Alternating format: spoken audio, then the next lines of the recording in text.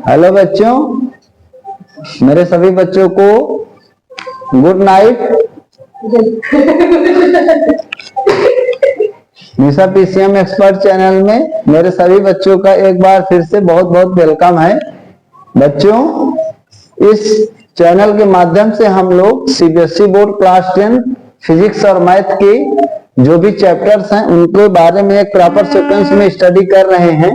और उसमें हम लोगों के द्वारा जो चैप्टर लाइट है, जिसमें पहला पार्ट रिफ्लेक्शन है, उसके बारे में स्टडी की जा रही है। प्रीवियस जो लेक्चर मैंने अपलोड किया था उसमें आपको बताया था कि किस तरीके से जो हमारे स्फेरिकल मिरर के जो भी छोटे छोटे टर्म्स होते हैं उससे रिलेटेड सेंटर, कार्वेचर का क्या मतलब होता है, radius of curvature, pole, principal axis, focus, focal length और फोकल लेंथ और रेडियस ऑफ कार्वेचर के बीच का रिलेशन क्या होता है, इन सब चीजों के बारे में डीप में क्लियर किया गया था। जो भी बच्चे इस चैनल से नए जुड़े वो जाकर उन वीडियोस को पहले प्लेलिस्ट में देख लें और इसके बाद जब इस वीडियो को देखेंगे तो उनको ज्यादा अच्छे से समझ में आएगा। तो आज उस फिजिक्स लाइट रिफ्लेक्शन जो चैप्टर की वीडियो है उसी सीरीज को आगे बढ़ाते हुए मैं आपको आज सबसे पहला टॉपिक ये बताऊंगा कि क्या डिफरेंस होता है कॉन्केव मिरर में और कॉन्वेक्स मिरर में। अब हम लोग डीप में जानने की कोशिश करेंगे, ठीक है। चलिए, कल मेरे द्वारा ये बताया गया था कि आपका जो रेडियस ऑफ कर्वेचर होता है वो is equal to 2 multiplied by focal length होता है। वेरी इंपॉर्टेंट फार्मूला है कि जो रेडियस ऑफ कर्वेचर होता है वो फोकल लेंथ का 2 टाइम्स होता है। तो आपको जब न्यूमेरिकल में कराऊंगा तो बहुत सारे सवाल मिलेंगे जहां रेडियस ऑफ कर्वेचर दे देगा, आपको फोकल लेंथ निकालना होगा तो आपको रेडियस ऑफ कर्वेचर को 2 से डिवाइड कर देना है। और जब फोकल लेंथ दिया होगा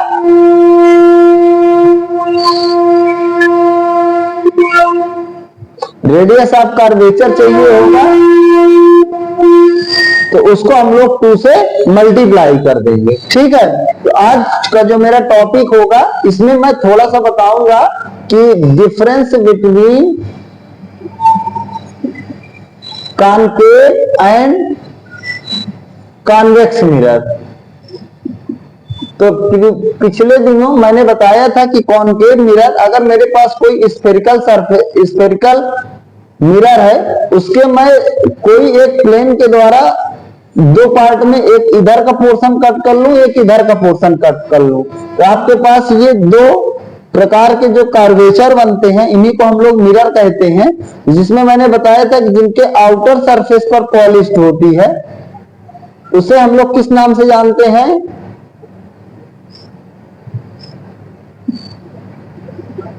कॉन्केव मिरर के नाम से जानते हैं।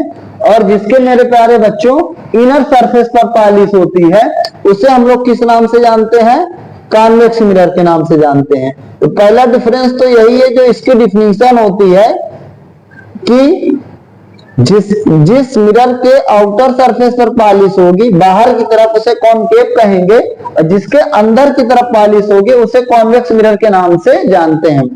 फिर मैंने लास्ट में बताया था कि जो कॉन्केव मिरर होता है उसका काम होता है कि जो फैली हुई लाइट होती है उसको एक जगह पर लाना। जो हमारी लाइट बीम ऑफ लाइट होती है कहीं दूर से आ रही है तो उसको आफ्टर रिफ्लेक्शन एक जगह पर मीट करा देना। और कॉन्वेक्स मिरर का काम होता है कि जो हमारी अगर लाइट एक जगह से है तो उसको दूर कर देना, फैला देना, इसे हम लोग कॉन्वेक्स मिरर कहते हैं। तो मैंने बताया था कि जो बीम ऑफ लाइट अगर हमारी फैली है उसको आफ्टर रिफ्लेक्शन एक जगह पर ला दे तो उसे हम लोग कन्वर्जिंग मिरर के नाम से भी जानते हैं।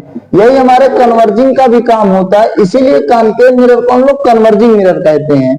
और जो कॉन्वेक्स मिरर होता है उसको किस नाम से जानते हैं, डाइवर्जिंग मिरर के नाम से जानते हैं, क्योंकि वो कन्वर्जेंस के रूल को फॉलो करता है और ये डाइवर्जेंस के रूल को फॉलो करता है। इसके बाद अगला डिफरेंस है कि जो कॉन्केव मिरर होता है उसमें आपने देखा था कि एकदम वास्तव में रियल फोकस होता है। कॉन्केव मिरर में कैसा फोकस होता है, रियल में फोकस होता है। आफ्टर रिफ्लेक्शन आपकी जितनी भी रेज किसी सोर्स से आती है वास्तव में प्रिंसिपल एक्सिस पर एक जगह आपको मिलती हुई नजर आती है, लेकिन कॉन्वेक्स मिरर में मिलती नहीं है, आपको मिलाना पड़ता है। इसी वजह से इसका जो फोकस होता है वो कैसा माना जाता है, वर्चुअल, जहां आपको मिलाना पड़े वो वर्चुअल होगा, जहां आफ्टर रिफ्लेक्शन खुद से मिल जाए वो रियल होता है। और इसके बाद कॉनकेव मिरर का काम होता है मेरे बच्चों, अगर हम लोग जानने की कोशिश करें कि जो भी छोटी चीजें होती हैं उनको बड़ा करना। जैसे फॉर एग्जांपल कि अगर आप किसी बाल कटाने की दुकान पे जाओ या किसी डेंटिस्ट के पास जाओ तो वो एक छोटा सा मिरर लिए रहता है जिससे वो देख पाता है आपके छोटे छोटे पार्ट्स को मैग्नीफाई करके। समझ में आ रही बात? और कॉन्वेक्स मिरर का काम होता है कि जैसे जो आपकी गाड़ियां होती हैं, 2 व्हीलर हो या 4 व्हीलर हो, उसका जो साइड का मिरर होता है, तो आप देख पा रहे हो कि पीछे बहुत सारी गाड़ियां आती हैं बहुत ज्यादा मात्रा में, उनको आपको वो एक छोटी जगह पर दिखा पाए, तो वो कॉन्वेक्स मिरर का काम होता है। तो यहाँ पे 3-4 डिफरेंस आपको मैंने बताया कि कॉनकेव और कॉन्वेक्स में अंतर क्या होता है। मुझे उम्मीद है आपको ये चीजें समझ में आ गई होंगी। मैं अभी भी इनके यूजेस के बारे में जब कॉनकेव कॉन्वेक्स का इमेज फॉर्मेशन बता दूंगा तो उसके बाद मैं डिस्कस करूंगा। इसके बाद हम लोगों का जो अगला टॉपिक है, जिसके लिए जो ये चैप्टर है लाइट में हम लोग पढ़ रहे हैं, तो उसके लिए मैं कुछ चीजें आपको बताने की कोशिश करता हूं। इमेज फॉर्मेशन, तो मैंने कल बताया था इमेज क्या होती है, तो मैंने बताया था कि कोई ऑब्जेक्ट है, अगर उसको हमको आफ्टर रिफ्लेक्शन वो कैसा दिखाई देगा, छोटा दिखेगा कि बड़ा दिखेगा कि दिखेगा ही नहीं, जो वो पोजीशन होती है उसको हम लोग इमेज के नाम से लाइट चैप्टर में डिफाइन करते हैं। तो जब तक कोई ऑब्जेक्ट नहीं होगा तब तक उसकी इमेज नहीं होगी, ठीक है। इसके बाद हम लोगों का जो टॉपिक है वो इमेज फॉर्मेशन है। तो इमेज का मतलब आप समझ गए होंगे कि चाहे वो लेंस हो चाहे वो मिरर हो, दोनों ही केसेस में आपको यदि इमेज फॉर्मेशन करना है तो आपको मिरर के सामने ऑब्जेक्ट रखना है और वहां से मिनिमम 2 रेस आपको रिफ्लेक्शन के लिए निकालना है, और आफ्टर रिफ्लेक्शन जिस जगह पर मीट कर जाएंगी वही उसकी इमेज को बताएगा। तो हम लोगों का जो टॉपिक है image formation by spherical mirror. अब स्फेरिकल मिरर में आपको पता है कि 2 ही है हमारे पास फिलहाल अभी, एक का तो हमने पढ़ लिया है, एक तो कॉनकेव है और दूसरा मेरे प्यारे बच्चों कौन सा है, कॉन्वेक्स है, ठीक है। तो आप ध्यान से समझिएगा कि कॉनकेव मिरर का इमेज फॉर्मेशन का रूल क्या होता है, तो बहुत ध्यान से मैं आपको बताने की कोशिश करूंगा। तो मैंने प्रीवियस डे बताया कि अगर ये आपके पास कॉनकेव मिरर होता है, ठीक है, ये मेरी प्रिंसिपल एक्सिस होती है जो कि पोल से पास करती है, ये मेरा सेंटर ऑफ कर्वेचर होता है, ये मेरा क्या होता है, फोकस होता है, ठीक है। तो इसके जो रूल्स होते हैं वो ये कहते हैं कि जब कभी भी आपके किसी सोर्स से जो रे ऑफ लाइट होती है वो इंफिनिटी से आती है, पैरेलल टू प्रिंसिपल एक्सिस आती है। ध्यान से समझिएगा, आपका जो ऑब्जेक्ट कहां रखा हुआ है वो आपसे इंफिनिटी पर रखा है और वहां से जो रे ऑफ लाइट आ रही है वो पैरेलल टू प्रिंसिपल एक्सिस आ रही है। जैसे हमने कहा कि हमारा कहीं इंफिनिटी पर पीछे रखा है, वहां से रे ऑफ लाइट कैसी आ रही है मेरे बच्चों, पैरेलल आ रही है प्रिंसिपल एक्सिस के। ये हमारी क्या होती है बच्चों, प्रिंसिपल एक्सिस होती है। पहला रूल, जब हमारा सोर्स इंफिनिटी पर हो, ऑब्जेक्ट इंफिनिटी पर हो और वहां से जो ये बीम ऑफ लाइट आए वो पैरेलल टू प्रिंसिपल एक्सिस आए, तो हमेशा समझ लीजिएगा कि आफ्टर रिफ्लेक्शन वो किससे पास करेंगे मेरे बच्चों, फोकस से पास करेंगे। आफ्टर रिफ्लेक्शन आपको कहां से पास कराना पड़ेगा, फोकस से पास कराना पड़ेगा। ये पहला नंबर है, ठीक है। व्हेन बीम ऑफ लाइट, बहुत ही सिंपल सी definition, is coming from infinity parallel to principal axis, it meets after reflection at focus. ये आपका पहला रूल है, ध्यान से समझिएगा, क्योंकि इसकी जरूरत है इसलिए मैं इतना डीप में बता रहा हूं। दूसरा नंबर का जो आपका कॉनकेव मिरर का रूल होता है, जब कभी भी आपको इमेज फॉर्मेशन करना होगा, कि अगर आपका जो ऑब्जेक्ट है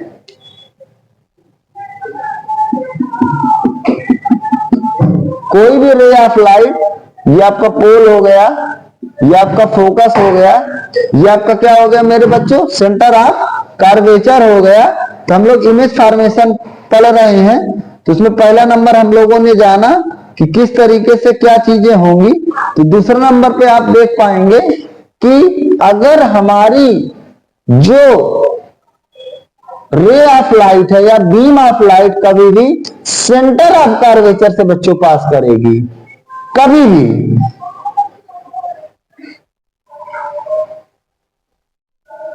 किसे पास करेगी, ये किसी सोर्स से आ रही है, जो कि किससे पास कराना पड़ रहा है,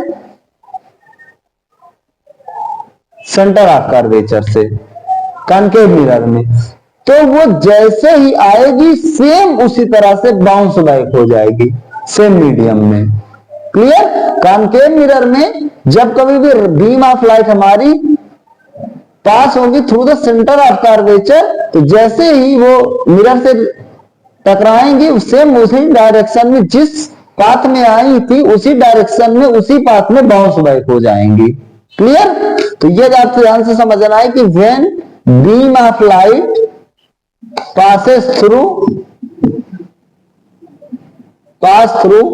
C, center of curvature, it gets after reflection bounce back। ये दूसरा नंबर का हमारा रूल है इमेज फॉर्मेशन का, कॉनकेव मिरर का। तीसरा नंबर का अगर हम लोग कॉनकेव मिरर का इमेज फॉर्मेशन का रूल देखें मेरे बच्चों, कि जब कभी भी हमारी रे ऑफ लाइट फोकस से पास करेगी, ये प्रिंसिपल एक्सिस है, ये पोल है, ये फोकस है, ये क्या है, सेंटर ऑफ कर्वेचर है। जब कभी भी रे ऑफ लाइट हमारी किससे पास करेगी, फोकस से, तो हमेशा आफ्टर रिफ्लेक्शन पहले वाले का उल्टा हो जाएगी, पैरेलल टू प्रिंसिपल एक्सिस। जब कोई भी रे ऑफ लाइट या बीम ऑफ लाइट फोकस से पास करती है तो कॉनकेव मिरर से ये स्ट्राइक करने के बाद प्रिंसिपल एक्सिस के पैरेलल हो जाती है। ठीक? तो when a ray of light या बीम ऑफ लाइट, दोनों के लिए सेम ही फिनोमेना होगा, passes through focus, it becomes parallel to principal axis. ठीक है, ये प्रिंसिपल एक्सिस के पैरेलल हो जाती है आफ्टर रिफ्लेक्शन। चौथा नंबर मैं पिछले दिनों ही बता चुका हूं कि अगर ये एक आपने इंफिनिटी से आई, फोकस से पास की, एक सेंटर ऑफ कर्वेचर से जैसे गई वैसे ही वापस हो गई, तीसरा फोकस से पास की, पैरेलल टू प्रिंसिपल एक्सिस हुई। चौथा नंबर अगर आपकी एग्जैक्ट पोल पे स्ट्राइक करती है,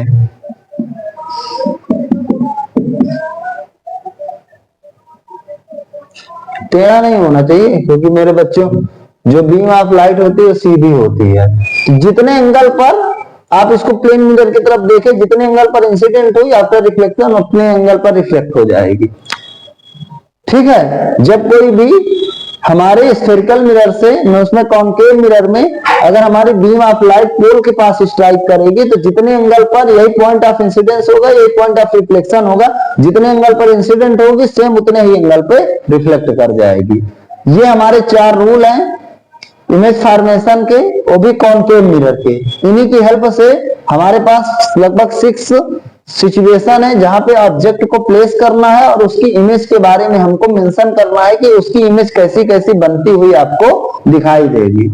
क्लियर? चलिए अब हम लोग 1 बाय 1 एक एक स्टेप में देखते हैं। तो पहले मैं कुछ चीजें आपको बता देता हूं, इनके छोटे छोटे टर्म्स, इमेज फॉर्मेशन में क्या क्या चीजें आपको नजर आने वाली हैं, क्या क्या वर्ड का प्रयोग होगा।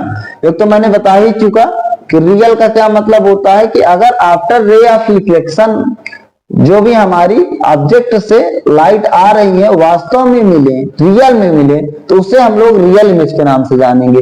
यदि आपको आगे पीछे बढ़ाकर मिलाना पड़े तो उसे हम लोग वर्चुअल के नाम से जानेंगे। पहला पॉइंट हुआ। तो आपने देखा कि रियल होगा क्या और वर्चुअल होगा क्या। यहां पे आपको एक वर्ड बार बार नजर आएगा, डिमिनिश्ड।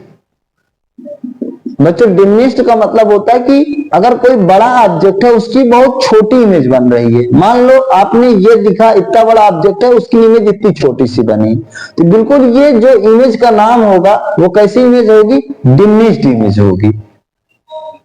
आ रही बात समझ में? इसके बाद आपका क्या, आपका इसमें जो वर्डिंग आएगा वो क्या आएगा? अपराइट या इरेक्ट, इसी को बोलेंगे, दोनों नाम आते हैं। इसका मतलब होता है कि जैसा ऑब्जेक्ट हो उसकी इमेज वैसी ही दिखाई देनी चाहिए। मतलब अगर ऑब्जेक्ट आपका सीधा सीधा खड़ा है और इमेज भी उसकी सीधी सीधी दिख रही है, मैं साइज की बात नहीं कर रहा हूं, छोटी बड़ी वो अलग मैटर है, बस जिस तरह से ऑब्जेक्ट आपका खड़ा हो बिल्कुल इमेज वैसी ही बनना चाहिए, तो उसे अपराइट या इरेक्ट के नाम से हम लोग जानते हैं। इसके बाद एक वर्डिंग आएगी अपोजिट, SIT, अपोजिट, या जो आपको इमेज नजर आएगी अपोजिट के अलावा जो यहां पे एक वर्ड आपका प्रयोग किया जाएगा, इन्वर्टेड। ऑब्जेक्ट ऐसा खड़ा होगा तो इमेज उसकी उल्टा बनेगी, नीचे की तरफ। इसे हम लोग अपोजिट या इन्वर्टेड के नाम से जानेंगे। ये इतने वर्ड्स हमको इमेज फॉर्मेशन जब हम लोग अभी करेंगे कॉनकेव मिरर से, वहां पे इन चीजों का बार बार यूज है, real, virtual, diminish, upright, erect, opposite, inverted. मुझे उम्मीद है कि आप लोग इन चीजों के बारे में समझ पाए होंगे बहुत ही अच्छे से। चलिए अब हम लोग image formation by A concave mirror one by one study करेंगे, बिल्कुल एक प्रॉपर सीक्वेंस में, कि किस तरीके के क्वेश्चन आपसे पेपर में यहां से पूछे जाते हैं। तो अब हम लोगों का जो टॉपिक होगा पर्टिकुलर इमेज फॉर्मेशन होगा बाय ए कॉनकेव मिरर। मेरे बच्चों, हम लोग किससे पढ़ेंगे? कॉनकेव मिरर से। चलिए, तो यहाँ पे मेरे पास जब हम लोग इमेज फॉर्मेशन कॉनकेव मिरर का अपने इस 10th class CBSE board chapter में स्टडी करते हैं तो 6 कंडीशंस हैं, 6 सिचुएशन है, उन 6 हमको डिस्कस करना पड़ेगा। पहला नंबर की कंडीशन में आता है, हम ये मान के चलते हैं कि जो ऑब्जेक्ट मेरा है that is placed at infinity. हम लोग इंफिनिटी से शुरू करते हैं, ठीक है, बहुत दूर रखा हुआ है। अब बताओ, जब कभी भी दुनिया में कोई भी ऑब्जेक्ट बहुत दूर होगा तो उसकी इमेज आपको कैसे दिखाई देगी? बहुत छोटी सी दिखाई देगी। उसी चीज को हम लोग बनाने की कोशिश करेंगे। ये पोल होगा, ये फोकस होगा, ये सेंटर ऑफ कर्वेचर होगा। मान लो हमारा ऑब्जेक्ट यहाँ कहीं इंफिनिटी पर रखा है, बहुत दूर रखा हुआ है, तो वहां से जो रे ऑफ लाइट आती है इंफिनिटी से, बताओ वो कैसे आती है? Parallel to principal axis.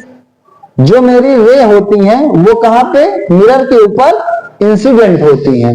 और आफ्टर रिफ्लेक्शन, अभी हमने देखा कि जब कॉनकेव मिरर में कोई भी रे प्रिंसिपल एक्सिस के पैरेलल आती है तो हमेशा किससे पास करती है? फोकस से पास करती है। ये आफ्टर रिफ्लेक्शन।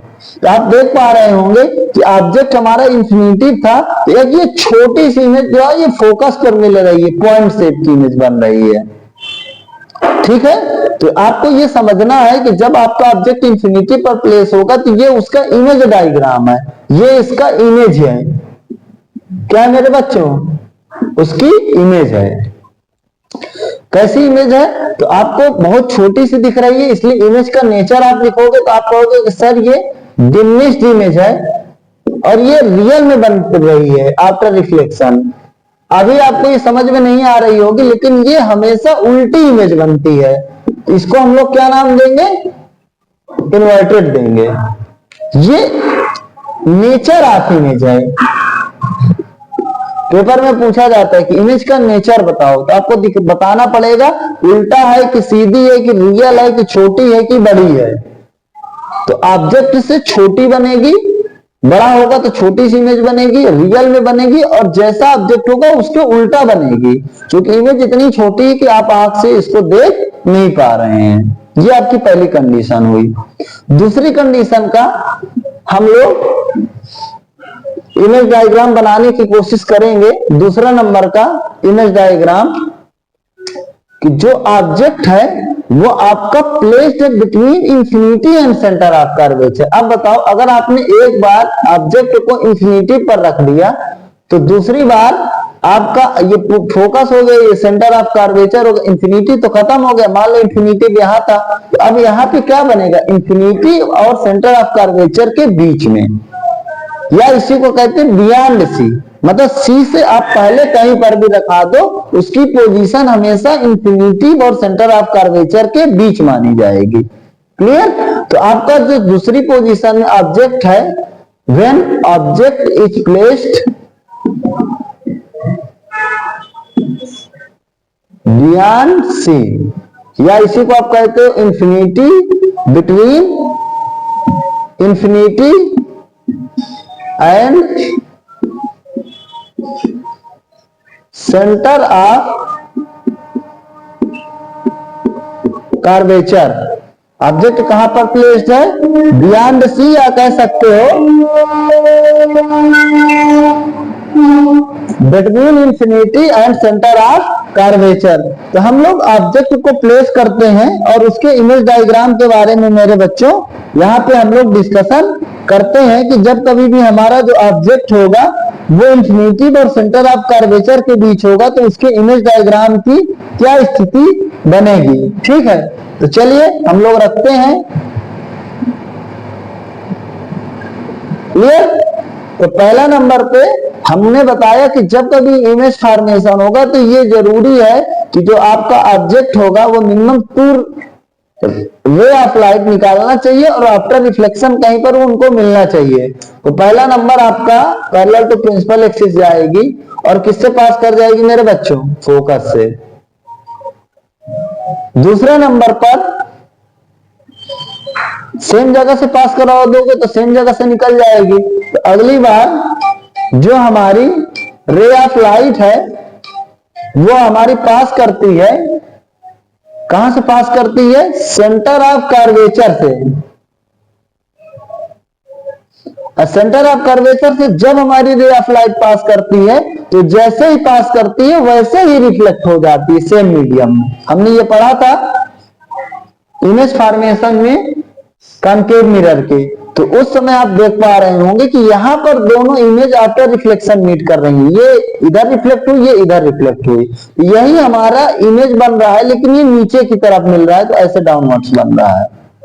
आप देख पा रहे होंगे कि जब हमारा ऑब्जेक्ट प्लेस्ड कब बियॉन्ड सी या between infinity and centre of curvature, तो जो इसकी इमेज बनी ये क्या बनी बच्चों, इमेज कैसे दिख रही होगी आपको, रियल में बनती हुई दिखाई दे रही होगी, उल्टा दिख रही है, नहीं दिख रही, INVERTED इन्वर्टेड दिख रही होगी और ऑब्जेक्ट की तुलना में छोटी दिखाई दे रही होगी।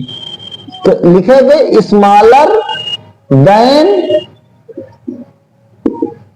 ऑब्जेक्ट, ऑब्जेक्ट से क्या है, छोटी है, स्मॉल है। ये इमेज का हमारा क्या होगा बच्चों, नेचर होगा। क्लियर? ये हमारा दूसरा इमेज डायग्राम है जब आपका object between infinity and centre of curvature था। क्लियर? इसके बाद जो तीसरी पोजीशन होगी आपकी ऑब्जेक्ट की, अब बच्चे समझ गए होंगे कि सर पहला तो इंफिनिटी गया, दूसरा इंफिनिटी और सी पर आया, तीसरा हमारा 100% सी पर होगा। तीसरा जो हमारा ऑब्जेक्ट होगा बताओ कहां पर प्लेस्ड होगा, एग्जैक्ट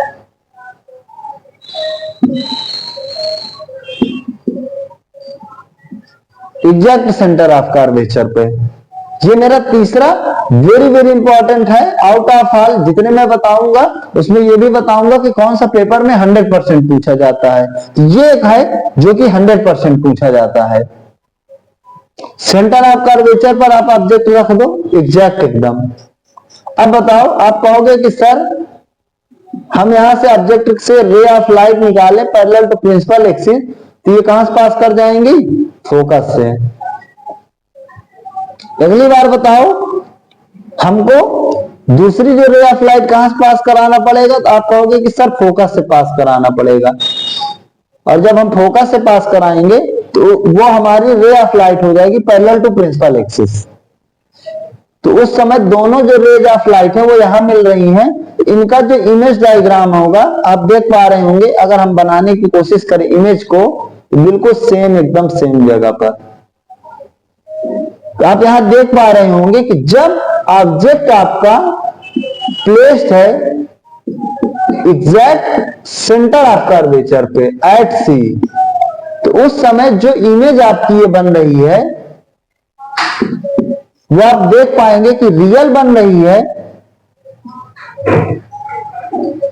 इन्वर्टेड बन रही है, उल्टी, लेकिन बिल्कुल ऑब्जेक्ट के बराबर बनेगी।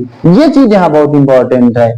मतलब जो इमेज होगी साइज उसकी वो बिल्कुल इक्वल होगी बच्चों ऑब्जेक्ट की साइज के। Size of image is equal to size of object. अच्छे से लिख देते हैं। ये पोजीशन कब है? जब आपका ऑब्जेक्ट प्लेस्ड है एट सेंटर ऑफ कर्वेचर पे। इस वजह से ये चीज वेरी वेरी इंपॉर्टेंट हो जाती है। देखिए प्लेन मिरर में ये चीज तो फॉलो करता है, लेकिन ये रियल का वर्चुअल होता है, इन्वर्टेड का इरेक्ट होता है। वहां पे इमेज सीधी बनती है लेकिन वर्चुअल बनती है, लेकिन इमेज की साइज ऑब्जेक्ट के साइज के इक्वल होता है। ये डायग्राम आपका बहुत ही इंपॉर्टेंट हो जाता है कि जब कभी भी ऑब्जेक्ट हमारा at centre of curvature placed होगा तो उस समय जो हमारी इमेज होगी वो रियल होगी, इन्वर्टेड होगी, और जितना बड़ा आपका ऑब्जेक्ट होगा उतनी ही बड़ी इमेज बनेगी। चौथे इमेज डायग्राम की अगर हम लोग बात करें तो अब आप समझ गए होंगे कि जो हमारा ऑब्जेक्ट प्लेस्ड होगा between centre of curvature and focus.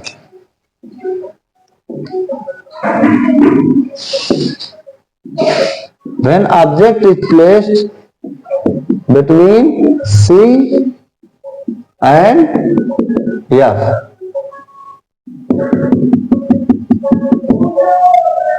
Concave mirror आप पढ़ रहे हैं, ये P है, ये F है, ये C है। C हो गया ना एकदम, ये F हो।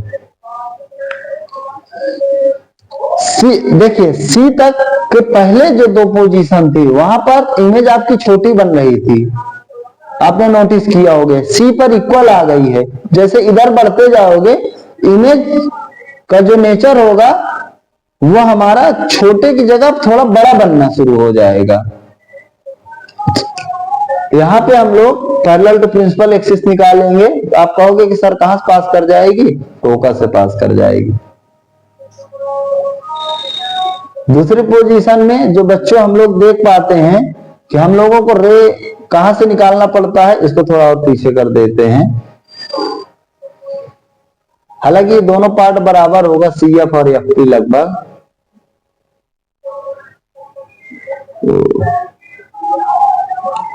डायग्राम कम सही बन रहा है बच्चों,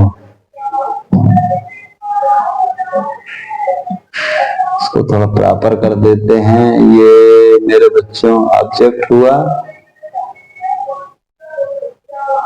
ये गई, ये आई, ठीक है, अब सही है।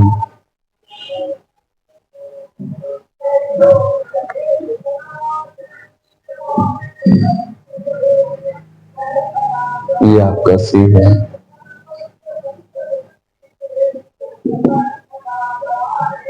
ये अब हमारा ऑब्जेक्ट जो रे ऑफ लाइट है वो कहां पे इंसिडेंट कर रहा है? एट सेंटर ऑफ कर्वेचर से। जब सेंटर ऑफ कर्वेचर से पास होगी तो जैसे इंसिडेंट होगी वैसे ही रिफ्लेक्ट हो जाएगी सेम जगह पर। तो आप देख पा रहे हैं कि आगे ये दोनों रे ऑफ लाइट है वो क्या हो जा रही है? आफ्टर रिफ्लेक्शन पैरेलल हो जा रही है। तो अब इसके इमेज का नेचर क्या होगा? तो इमेज तो हमारी रियल ही बनेगी, इन्वर्टेड बनेगी, उल्टी बनेगी, लेकिन कहां पर बन रही? इंफिनिटी पर। लेकिन जब वहां पे इमेज के बारे में पता चला तो पता चला कि ये बिग है, बिगर देन ऑब्जेक्ट है। ऑब्जेक्ट से क्या बन रही है मेरे बच्चों? बड़ी बन रही है। ये तब की सिचुएशन है, नहीं सॉरी, ये शायद मुझे लगता है हम लोगों ने इसको गलत कर दिया क्या, एक सेकंड। ऑब्जेक्ट हमारा प्लेस्ड है between focus and centre of curvature, ठीक है। When object is placed between C and F, चलिए ये पोल है, ये फोकस है, ये C है यहां पे, ठीक है। इसको हम लोगों ने एक तो पास करा दिया ये चीज यहां से फोकस से, दूसरी रे ऑफ लाइट हमें पास कराना है फोकस से, ये ठीक है। ये चीज है कि जब आपका object between C and F होगा तो आपको पहली ray of light parallel to principal axis जाएगी, वो फोकस से पास कर जाएगी, दूसरी फोकस से तो पैरेलल टू प्रिंसिपल एक्सिस हो जाएगी। तो कुछ आपकी जो इमेज है वो यहां पे बनती हुई नजर आ रही है, तो ये आप देख पा रहे होंगे। अब ठीक है, ये इमेज कैसी है आपकी? रियल में बन रही है, और कैसी बन रही है? इन्वर्टेड बन रही है, और क्या बन रही है आपके बच्चों? बिगर देन ऑब्जेक्ट है। अब ठीक है, ठीक है, क्लियर। तो आपको ये ध्यान रखना है, और बाय मिस्टेक बन गया था पिछला डायग्राम। तो जब आपका object between C and F होगा तो ये इमेज का नेचर होगा, ये जो इमेज है उसका नेचर कैसा होगा? तो आप बोलोगे सर रियल होगा, इन्वर्टेड होगा, लेकिन ऑब्जेक्ट से बड़ा होगा। इसके बाद अगला जो हमारा 5th नंबर का डायग्राम है, अब हम लोग बताओ कहां पर प्लेस करेंगे? तो आप कहोगे कि sir object is placed at focus, focus पे रख दो भाई, ये पोल है, ये फोकस है, ये सेंटर ऑफ कर्वेचर है, ये बिल्कुल सेम, ठीक है, बिल्कुल एग्जैक्ट फोकस पर है। पैरेलल टू प्रिंसिपल एक्सिस जाएगी तो कहां से पास कर जाएगी? फोकस से। अगली बार जो हमारा ऑब्जेक्ट से कहां से पास करेगी? एट सेंटर ऑफ कर्वेचर से। ये डायग्राम था, ये दोनों एक दूसरे के आमने आगे क्या हो जाती हैं? पैरेलल हो जाती हैं, और पीछे भी पैरेलल हो जाती हैं, एज ए लैडर टाइप बन जाता है। जब आपका ऑब्जेक्ट एट फोकस पर प्लेस्ड होता है तो जो इसकी इमेज बनती है वो यहां पे बनती है, कहां पे? इंफिनिटी पर। ये होती रियल है, इन्वर्टेड होती है, लेकिन ऑब्जेक्ट से बहुत बड़ी होती है, ठीक है। ऑब्जेक्ट से क्या होती है? बिगर देन होती है ऑब्जेक्ट, और कहां पर बनती है? At infinity. Clear?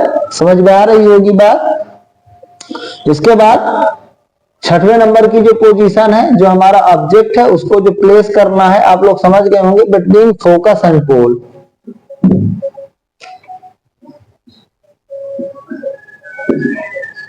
When object is placed between F and P,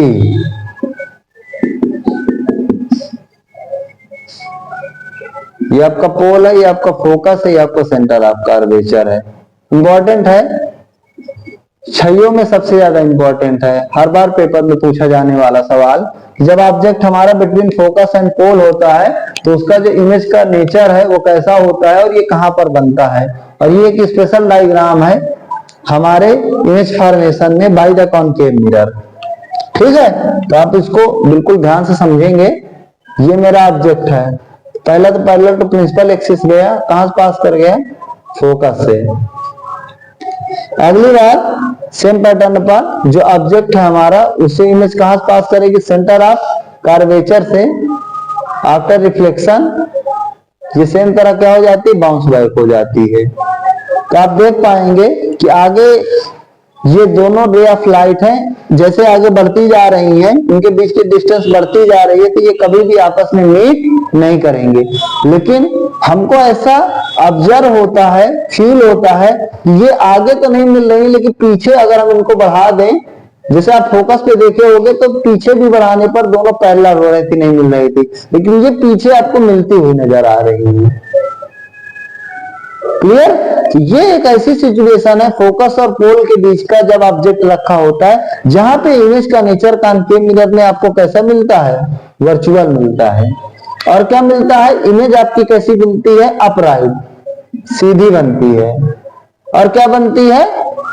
bigger than object. और कहां बनती है? बिहाइंड पोल, पोल के पीछे बनती है। ये क्या है? इमेज का नेचर है। ठीक है, तो आप देख पा रहे होंगे कि किस तरह से जब ऑब्जेक्ट हमारा प्लेस है बिटवीन फोकस एंड पोल, तो जो उसकी इमेज है उसका नेचर क्या है। तो ये क्वेश्चन आपके पेपर में 100% पूछा जाता है। इसमें से दो डायग्राम है, जब ऑब्जेक्ट आपका सेंटर ऑफ कर्वेचर पर प्लेस्ड है, और दूसरा नंबर जब आपका ऑब्जेक्ट फोकस और पोल पर प्लेस्ड है। तो जब सेंटर ऑफ कर्वेचर पर प्लेस्ड होगा तो उसकी इमेज सेम जगह पर आकर बनती है, आपको मैंने बताया। और इसके बाद जितना बड़ा ऑब्जेक्ट होगा उतनी बड़ी इमेज बनती है, भले रियल तो बनती है, सभी में इन्वर्टेड है। ये इसलिए इंपॉर्टेंट हो जाता है, ये एक ऐसी सिचुएशन है जब हमारा ऑब्जेक्ट फोकस और पोल के बीच होता है, और सारे केसेस में इमेज हमारी रियल बनती है, और इस केस में इमेज हमारी क्या बन जाती है? वर्चुअल बन जाती है। सारे केसेस में इमेज हमारी इन्वर्टेड बनती है, और इस केस में इमेज हमारी सीधी बनती है। इस वजह से ये चीज वेरी इंपॉर्टेंट हो जाती है। तो आपने देखा कि किस प्रकार से जो हमारे इमेज डायग्राम के 6 कंडीशंस थी, ऑब्जेक्ट को डिफरेंट डिफरेंट पोजीशन पे रखकर हम लोगों ने इमेज का नेचर के बारे में जाना कि इमेज हमारी कहाँ बन रही है, कैसी बन रही है, सीधी बन रही है, उल्टा बन रही है। इस चीज के बारे में हम लोगों ने डिस्कशन किया। इनका आप अगर प्रैक्टिस कर लेंगे, जैसे अभी आपने देखा तब मैं खुद बना रहा था, तो उसमें जो सेंटर ऑफ कर्वेचर और फोकस के बीच का इमेज का डायग्राम था, तो उसको हम लोगों ने बाय मिस्टेक गलत बना दिया था। तो उसकी जो इमेज की सिचुएशन थी, आप लोगों ने देखा कि वो बियॉन्ड सी जा रही थी, है ना। तो इस चीज को ध्यान से देखना है कि आपको जो इमेज की डायग्राम है, जो जैसे हैं, जहां से रेज पास होना चाहिए, आपको प्रैक्टिस करके देखना है, वो रेज वहीं से निकलना चाहिए, उनको इमेज वहीं मिलाना है अपने मन से। मतलब नहीं है कि कहीं पे सी से मिलना है तो आप एफ से निकाले दे रहे हो, एफ से निकालना है तो टी से निकाले दे रहे हो। ये चीज आपको ध्यान रखना है। और image formation by the concave mirror, जिसमें दो डायग्राम वेरी वेरी इंपॉर्टेंट है, जो कि आपसे पेपर में हरदम पूछे जाते हैं। यहीं पे ये लेक्चर मेरा खत्म होता हुआ, और नेक्स्ट वीडियो में मैं अब आपको एक्सप्लेन करूंगा कि किस प्रकार से अगर हम लोग कॉन्वेक्स मिरर लेते हैं तो उसमें इमेज कैसी बनती है, उनका नेचर क्या होता है, और उसमें कौन कौन सी कंडीशन पे हम लोग ऑब्जेक्ट को रखकर इमेज फॉर्मेशन कर सकते हैं। तो इसी के साथ आज हम ये लेक्चर को समाप्त करते हैं, और इसके बाद आपसे नेक्स्ट वीडियो में मिलते हैं। बहुत बहुत थैंक यू।